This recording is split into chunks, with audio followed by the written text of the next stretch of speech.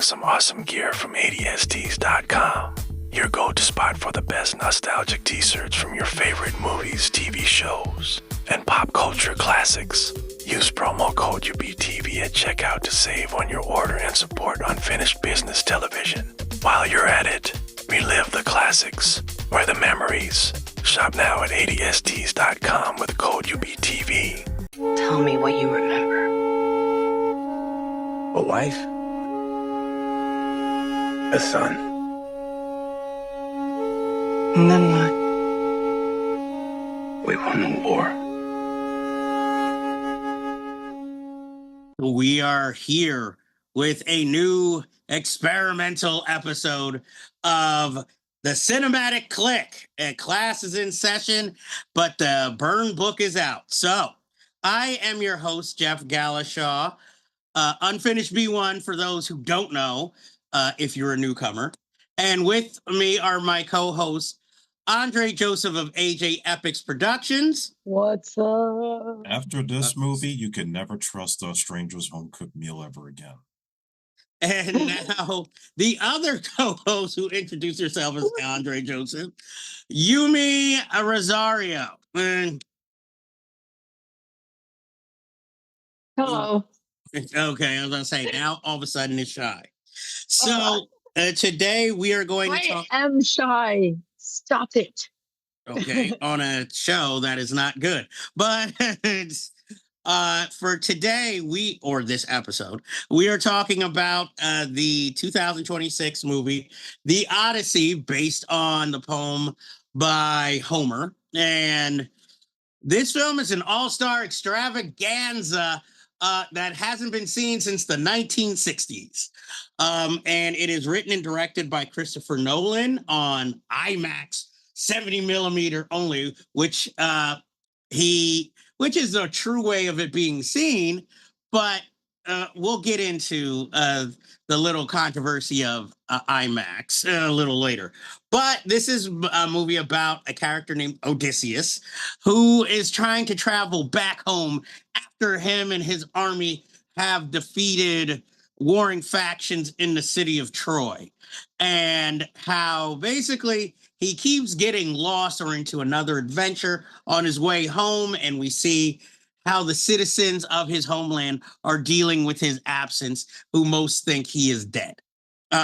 This movie has Matt Damon, it has John Barenthal, it has Anne Hathaway, it has Tom Holland, it has Zendaya, it has John Leguizamo, it has Robert Pattinson, it has Lupita Nyong'o, it has Corey Hawkins, it has Charlize Theron, who I didn't know was in the movie. It has, I'm trying to think of everybody. Mia Goth. Mia Goth. I mean, for those of you who know who she is, but it does not have her ex-husband, Shia LaBeouf. He's the only one missing here. It has Elliot Page. It has Benny Safdie under a helmet. I mean, this film obviously is well packed. Now, I will give my overall opinion of the film. I think it's a good film. I think it's gorgeous. It kept me guessing throughout the whole film. I have read the book, but not since college. So a lot of stuff I don't remember, but I do know what was left out. I, for the most part, like the film. I'm not going to say it's perfect. It's not my movie of the year, but it does make a strong first impression. And I saw it just in 70 millimeter. I did not see it in IMAX.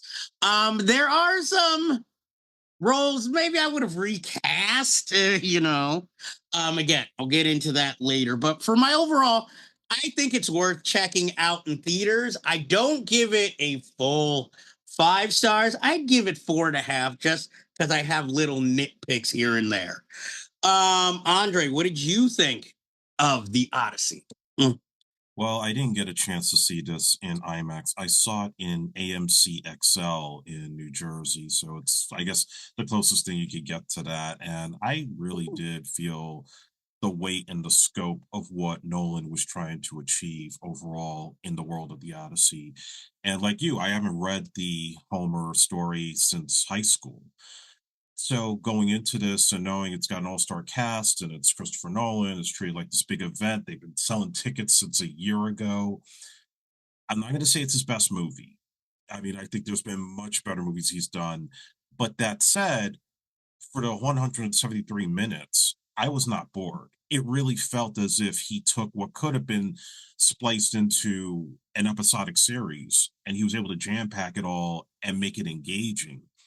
And what I think I appreciate most, as much as I like the actors, I like Damon, I like Holland, and yeah, there's some roles I will agree they probably could have recast, or why is this person here if you're only going to be in it for like 2 minutes of screen time, maybe less than that. I think that what I really appreciated most was the practicality of the filmmaking, because I didn't ever get the sense that Nolan was ever going with heavy duty CGI, which I think is very missing in cinema now.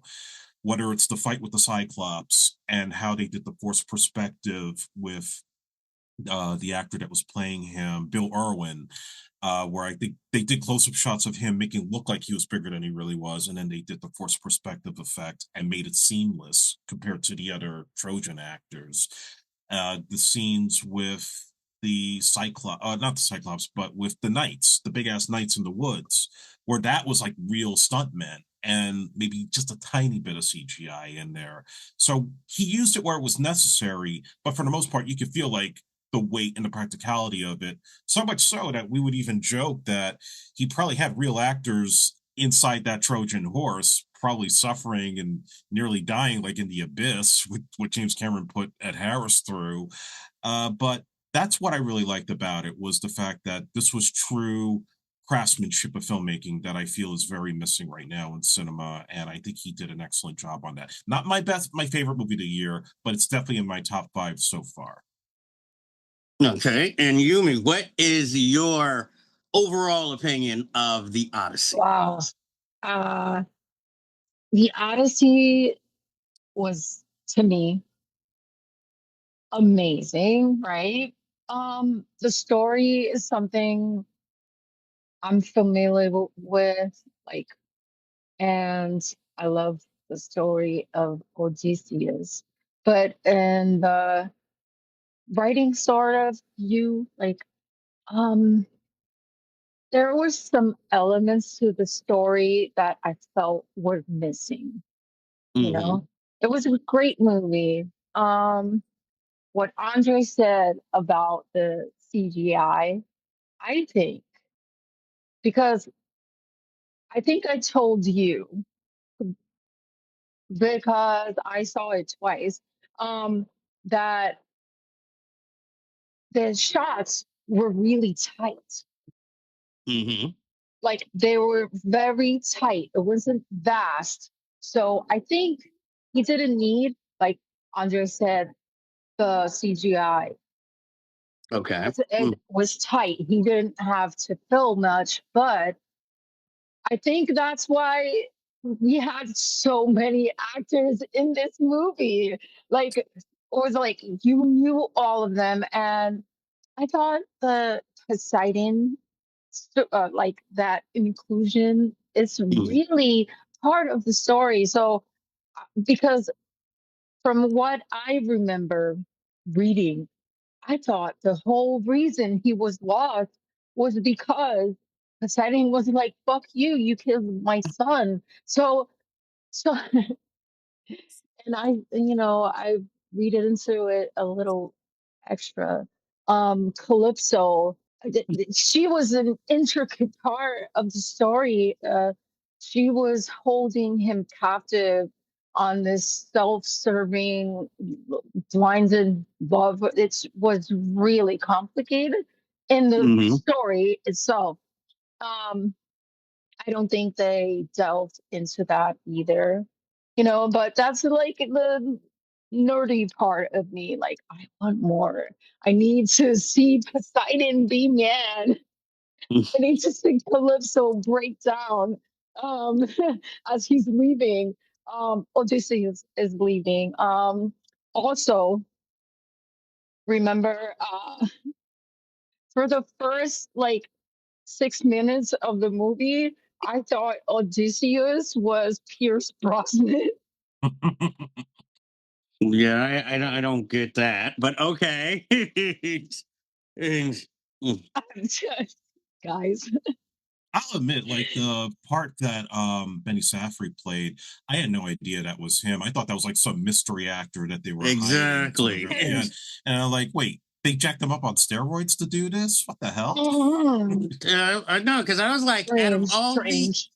it was like obviously Benny Safdie's friends, because they did Oppenheimer together, and I'm just like, yeah, because I'm like, wait, when he's gonna take off his helmet, it's gonna be like, whoa, is it gonna be Brad Pitt? Is it gonna be like Cillian Murphy? And it's Yeah, like, I was gonna say Cillian Murphy. yeah, and it's like Benny Safdie.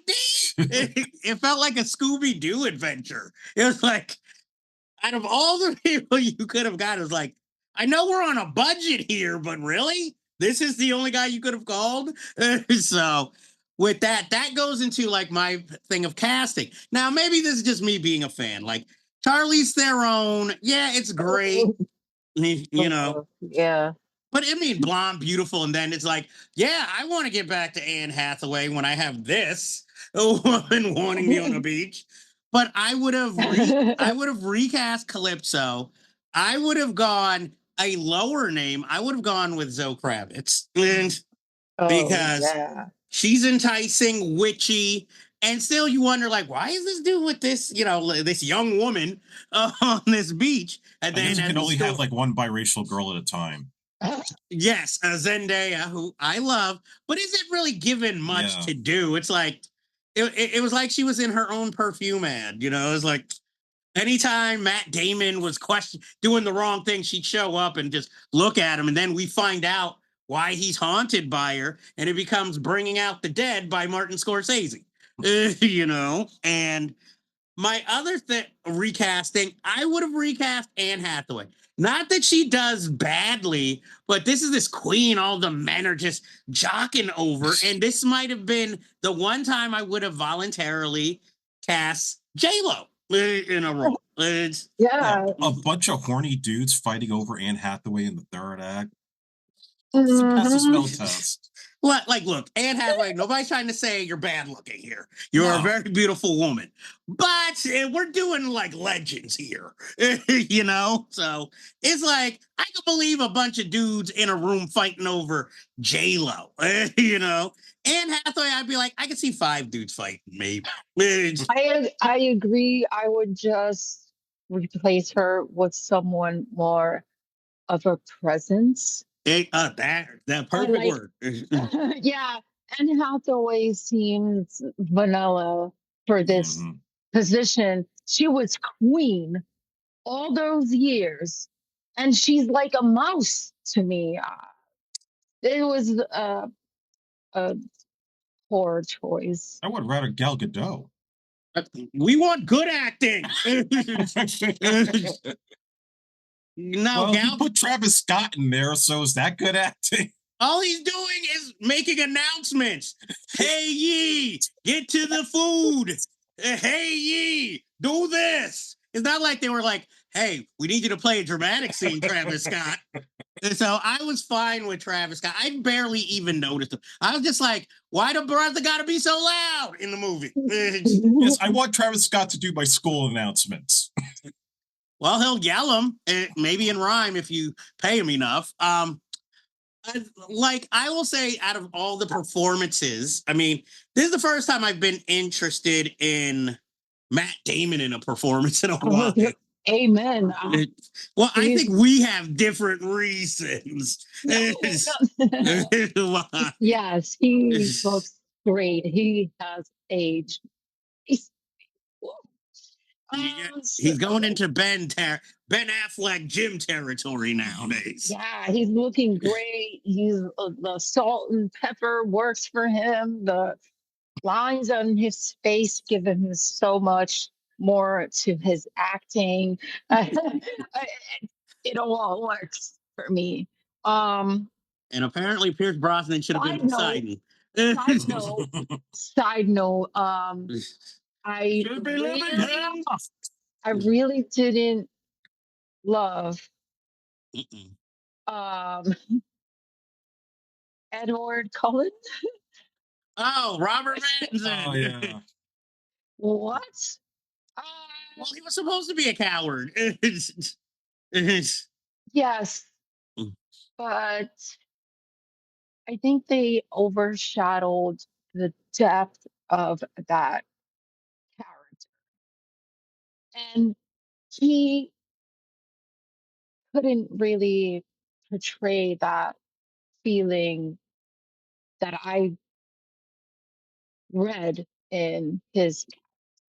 So I just think it was he was really a main character of the movie, so I would have preferred someone else as well.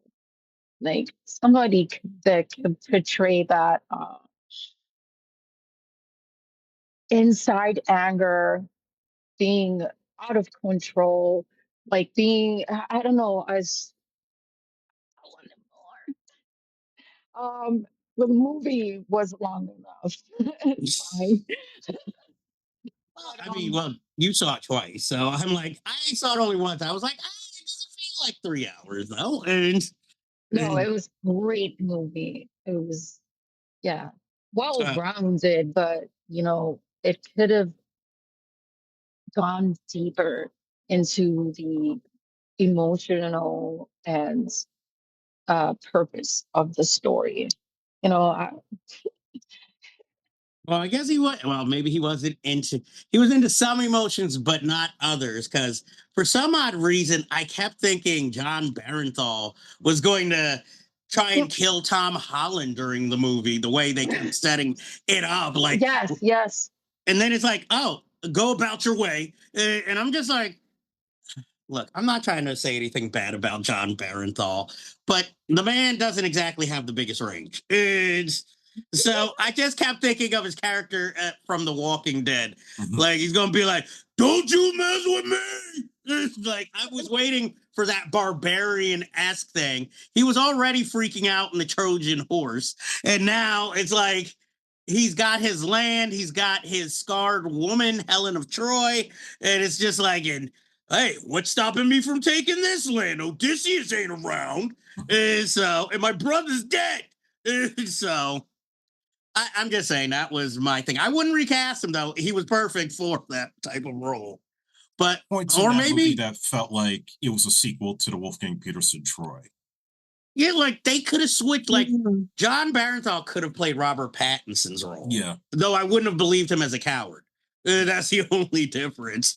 But Robert Pattinson could have played that questionable, like, is he an ally or is he an enemy type of role? Right, You know, um, I have no problem, obviously, with the diversity, colorblind casting, because yeah, that didn't bother me. The only thing was if you're gonna make this such a controversy, could you give them something to do? Because like Corey Hawkins is just there to be Robert Pattinson's right hand man. Lupita Nyong'o's got a cameo as two roles, but doesn't have right.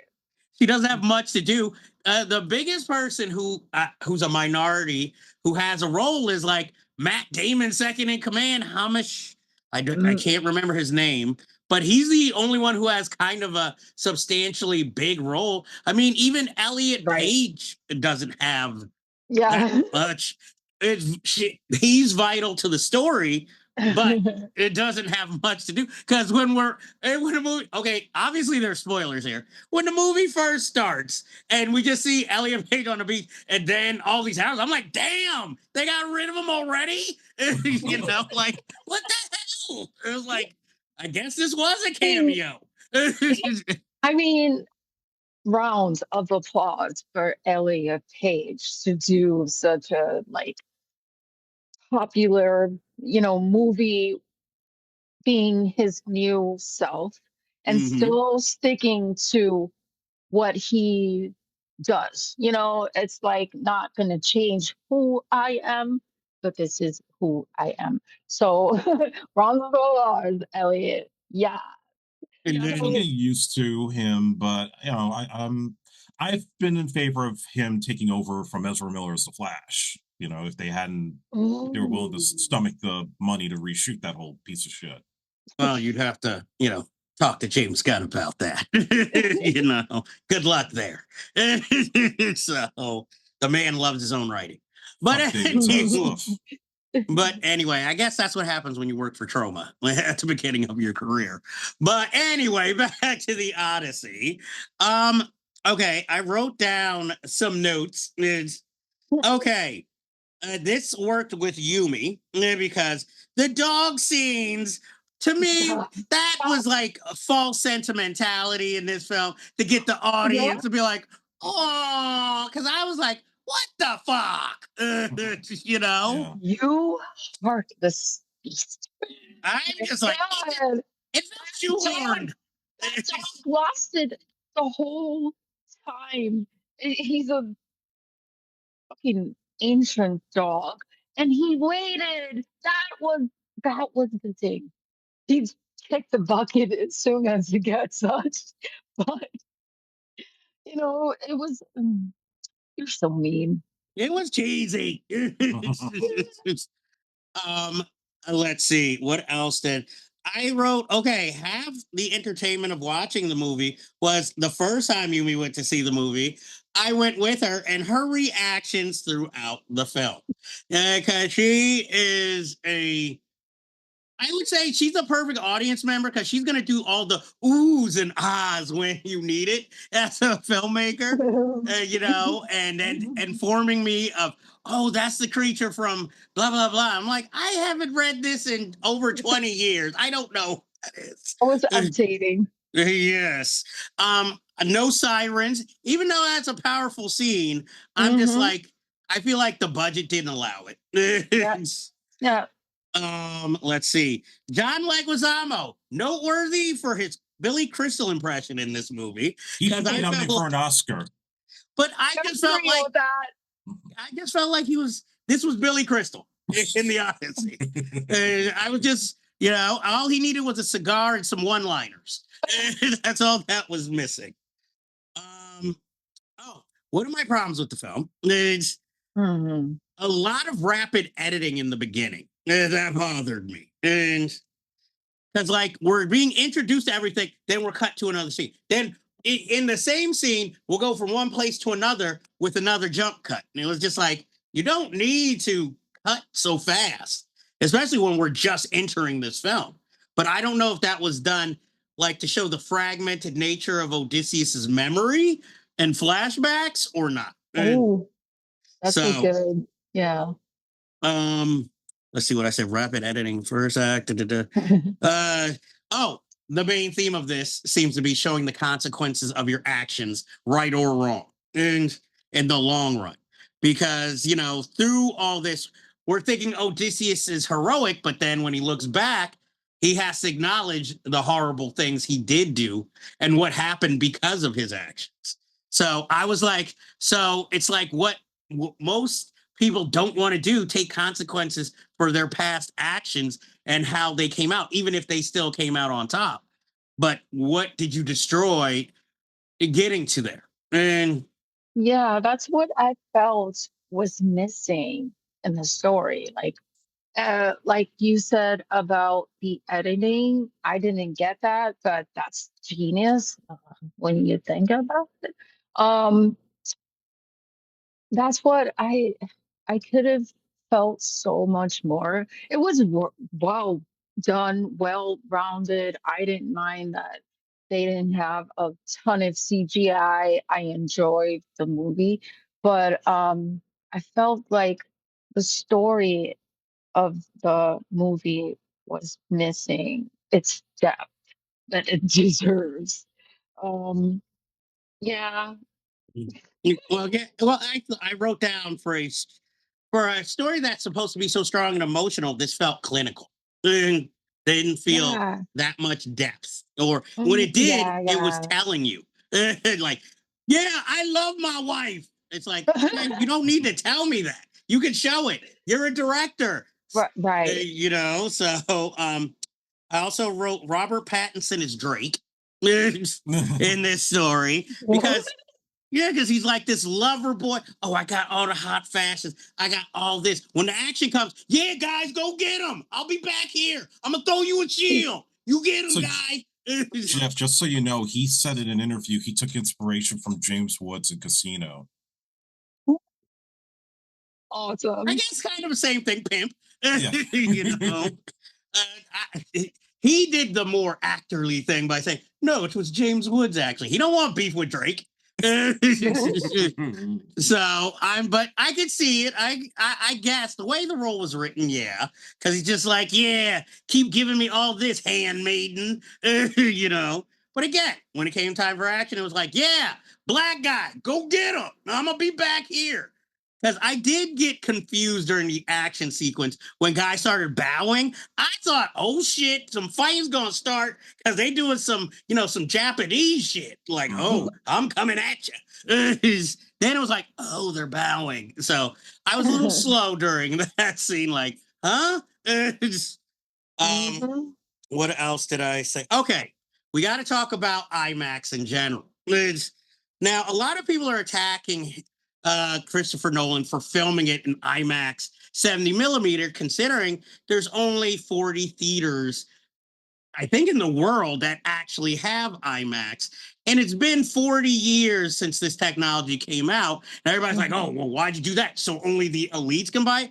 No, because we do live in a democracy, but this also shows how the elites work because in the 40 years, you haven't decided to build one, and they already said they don't have any plans. I think that's more on the studio who could actually fund these theaters and always want to buy up studios, but you won't build more theaters so everybody can see it. So you've made it elite, and then you've made the people who are elite buy multiple tickets and then try to sell it at quadruple the price of the original ticket, but then say, oh, it's all Nolan's fault. Nolan just wanted to make a film with the best picture and technology available. He's thinking like an artist. The studios, you are thinking more like capitalists.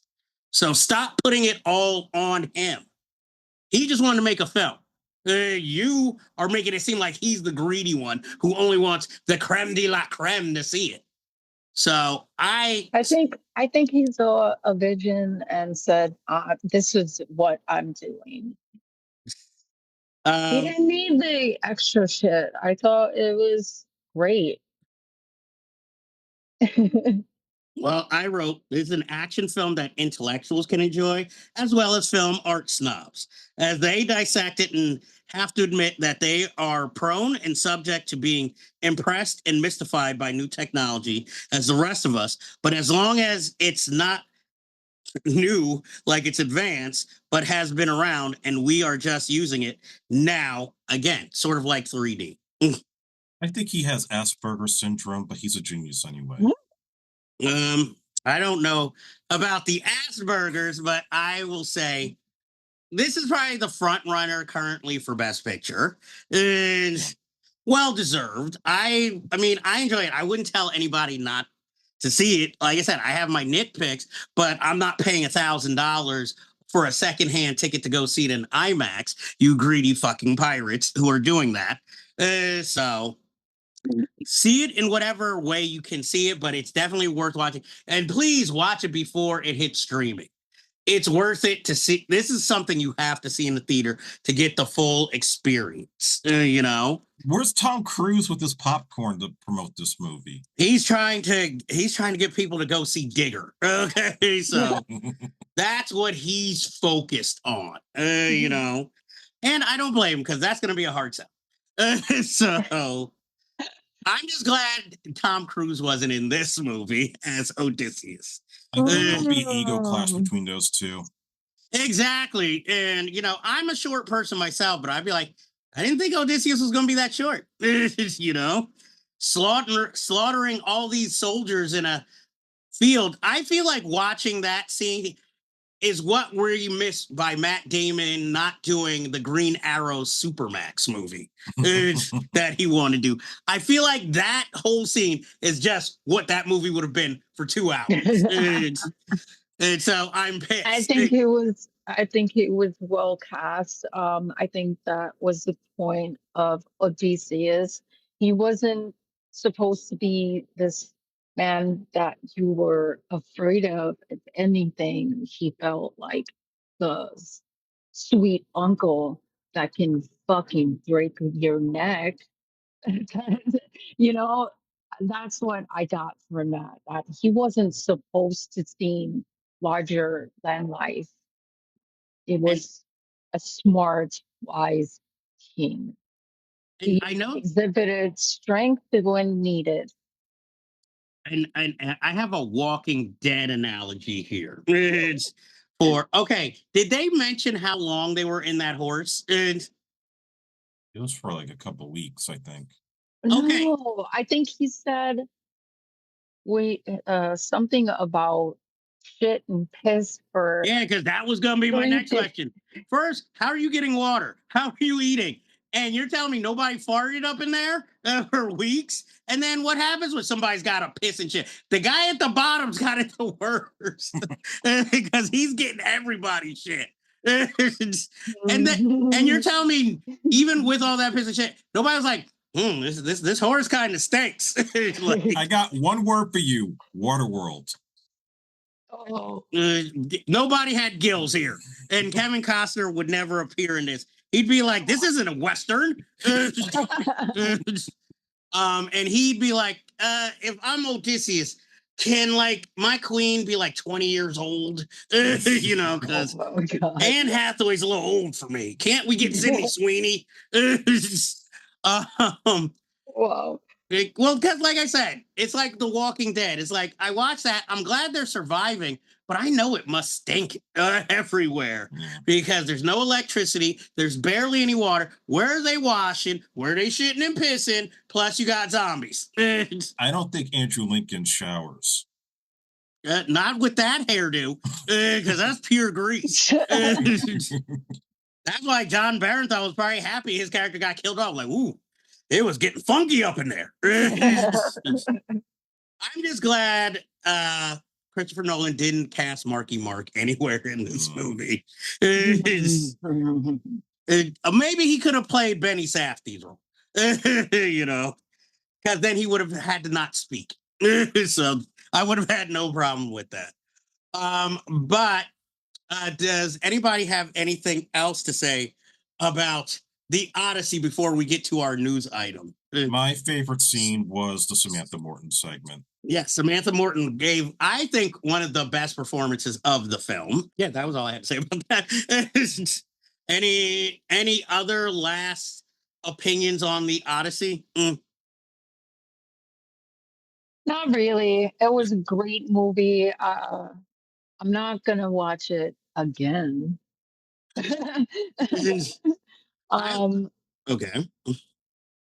go ahead.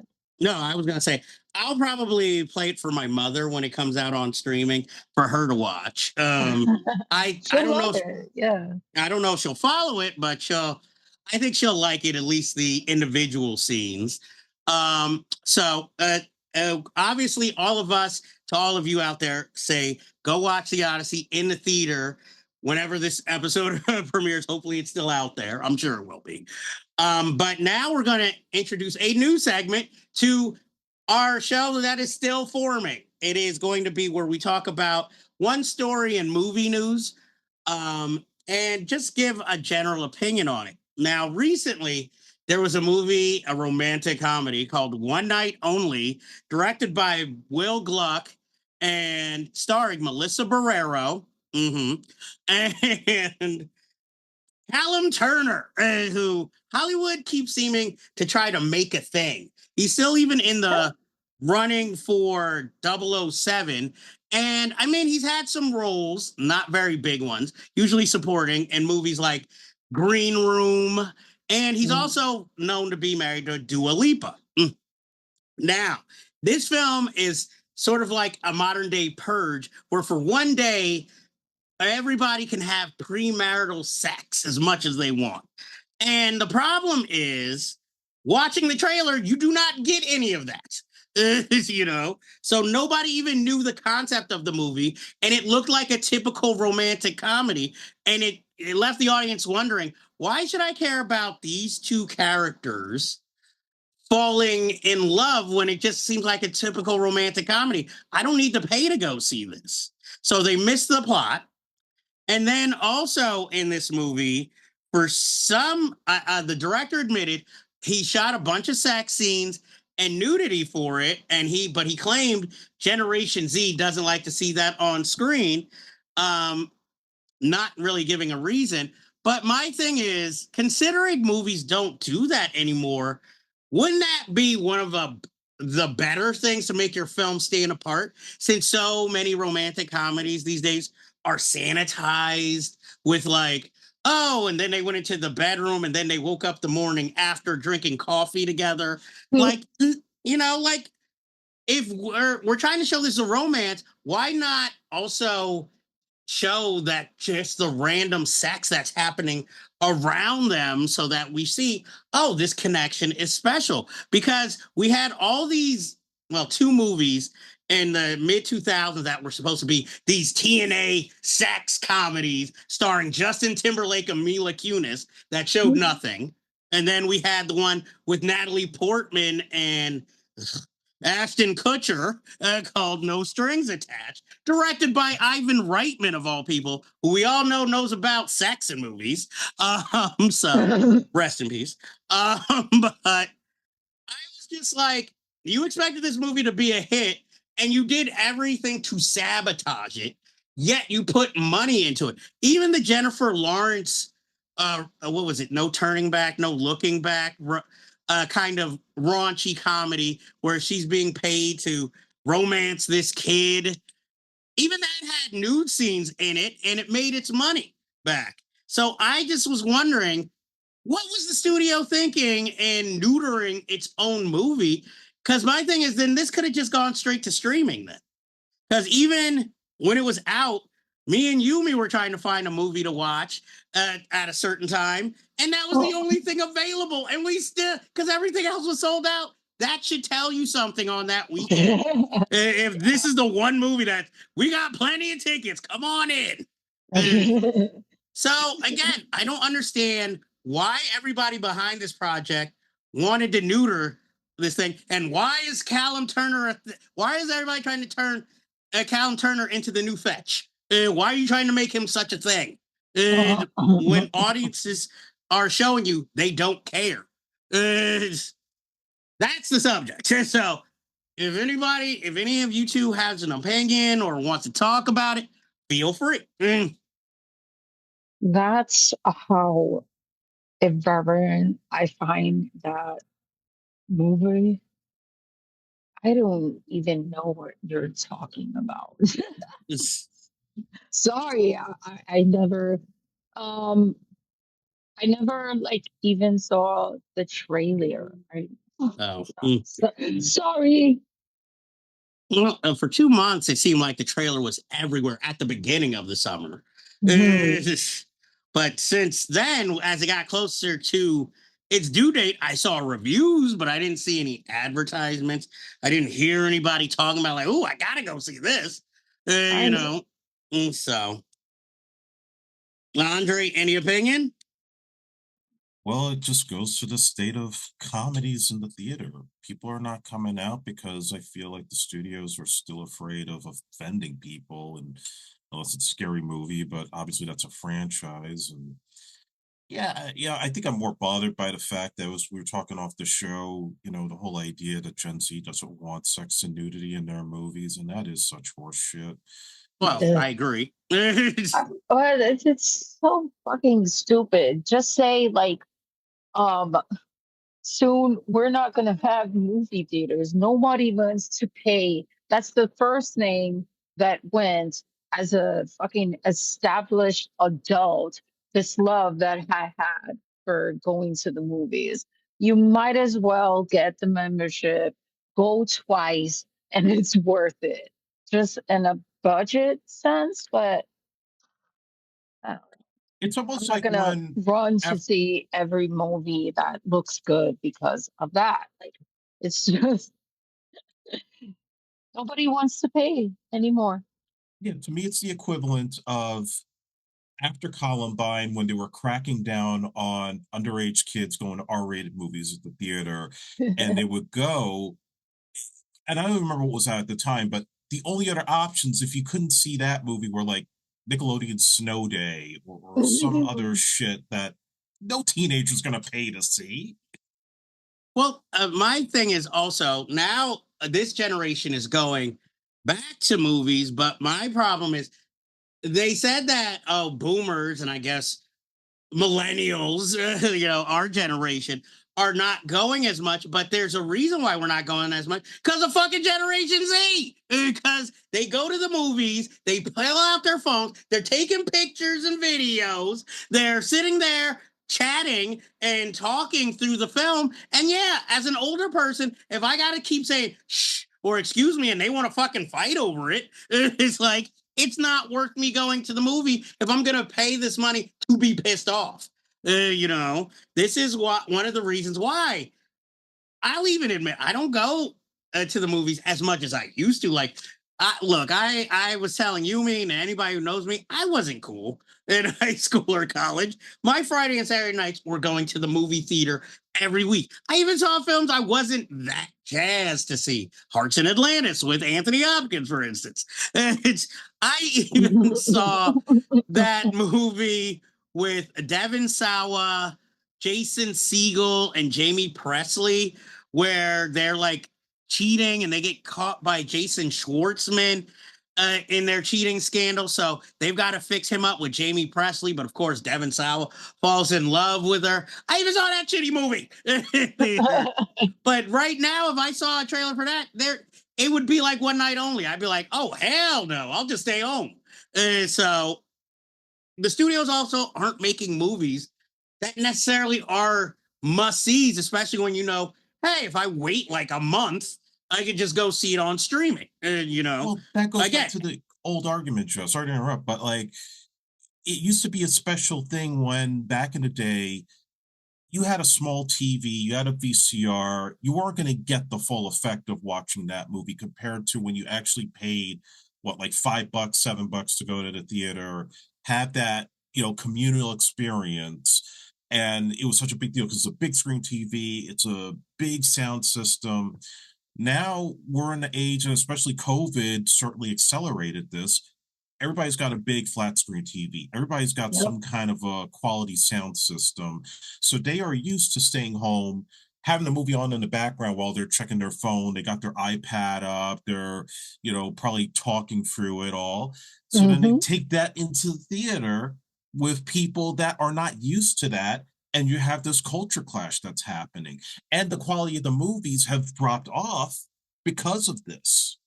Well, that's also another thing that kind of sucks because half Generation Z doesn't even have a television. They're watching it on their phones and iPad, and then having the nerve to be like, "Yo, Lawrence of Arabia sucks." Well, yeah, if you watch it on a phone, it's a epic film. That would be for their generation. That would be like watching the Odyssey on a phone or Project Hail Mary on a phone. You're not going to get the experience that comes from the cinema.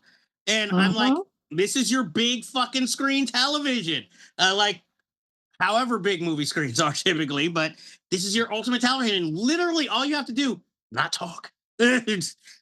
Focus. You want to watch something on your phone? Watch an NCIS episode. They do. Probably during the movie. Because I've had people get on, what is it? They've gotten on TikTok during the movie. That was when I watched Highest to Lowest. And then why get money? Exactly. Yeah. I think since they were in a couple, I think the girl wanted to see the movie. He apparently didn't. Denzel didn't do it for him. We got stuck. So I got stuck sitting next to this dude watching the TikTok on full blast. No dimming the screen or anything. Well, that's this week's subject, and obviously highly contentious. We probably lost our Generation Z followers now. But you know what? I'm sorry. That is my opinion. I'm sure I can be wrong, or maybe there are some young people out there who really do like cinema and can sit through the film, and I'm generalizing. Feel free to write in or comment. But I mean, Unfortunately, that's the end of this cinematic click. And we've obviously added a new. Bye. Well, we're not done yet. Let me. That is the end. I added. We've obviously added a new title to the burn book. But before we go, I have to ask the people out there: have they seen She's the He? If not, why not? Because it's fucking awesome. Andre, what movie would you recommend for the people to go see? Have you seen Blue Thunder? If not, why not? Because it is fucking awesome. The rumored movie that this was supposed to be when it was a top secret project. And Yumi, what movie would you recommend for people out there to see that is not The Fall? Oh wow, that was mean. As a horror fan, I just would say Event Horizon. Okay. I love that movie. Lawrence Fishburne. There's a lot of depth there. I love that movie, and I think it's a really cool horror movie with really good actors. Okay. And with the late Sam Neill in the film playing a pivotal role. Exactly. So that ends this episode, and we will see you next time. And we hope you don't end up in the burn book at the Cinematic Click.